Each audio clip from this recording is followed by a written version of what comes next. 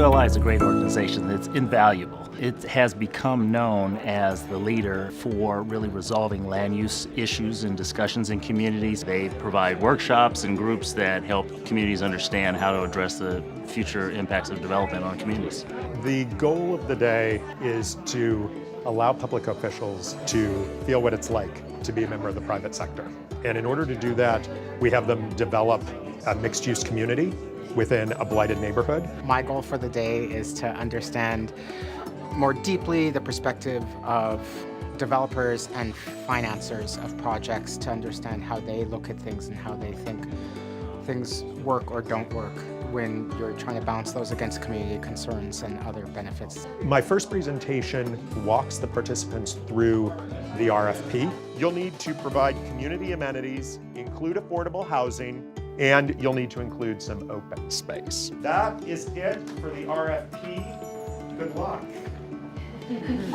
The city has certain expectations. They want to get a return on their investment, but they also have non-monetary expectations and requirements. They want a revitalized neighborhood to be able to provide their citizens with affordable housing, provide community services. All of those are set forth in the RFP. In some ways, we did create a scenario that is unwinnable. It is intentionally very challenging. You are given a bunch of expectations and a bunch of goals that conflict with each other. So it is not as simple as just going down a checklist and saying I met them all. In some ways, this whole exercise is about compromise. So the goal of my presentation is to really expose each of the participants to the different roles that they will be assuming for the day. Today is all about sitting on the other side of the fence, really getting an understanding of what it means to be a marketer or a site planner or a city liaison. How did you decide not to take advantage of it from a marketing point of view? This module is great because it allows public officials to really sit in the developer's seat and figure out some of the other challenges that they might not have been aware of. We actually have a number of volunteers who participate in any given workshop. So we have advisors at each table, and then we also bring in real estate professionals from the outside community to facilitate at two different junctures during the course of the day, and finally additional volunteers to come in and serve as a mock selection committee to determine which project best meets the needs of the city. So how does it feel? This is what type of use? This is parking. And this is, I mean, what does the side of this block feel like as a pedestrian? What does a facilitator do? We're here to sort of check in with the project team who's dealing with a hypothetical but very realistic development challenge, and check in to see how the project is developing and hear from each of the participants from the perspective of their roles about why they made certain decisions, such as developing a grocery store, how many housing units, what type of housing units. What we'll find is once they've built out their development initially, they take a look at the numbers and are surprised that it doesn't pencil.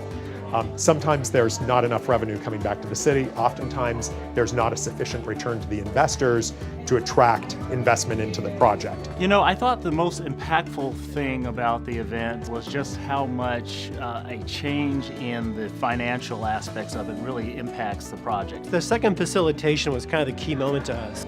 And so we came back and we moved some things around dramatically, really changed the look of the project. Because you got the city planning. What are the city's benefits? Did you make that happen with, hang on, what happened with that? The city is making tons of What's the minimum return, 13?